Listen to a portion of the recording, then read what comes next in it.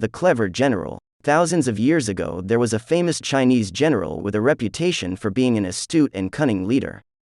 One day, at the end of a long campaign, this general decided to stop in a stronghold with a small battalion of soldiers, sending his main fighting force ahead to rest elsewhere.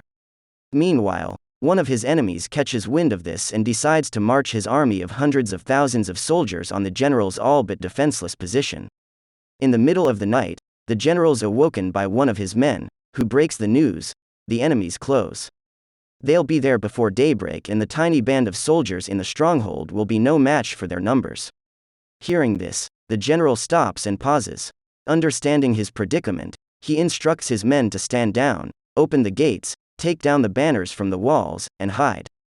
The general then removes his armor, dons a cloak, and sits on the battlements playing a mandolin as he looks out at the approaching army. The enemy leader soon arrives. He recognizes the general immediately and orders his forces to halt. He stops to think. He knows this general better than anyone, including his reputation for wily deeds and setting deadly traps.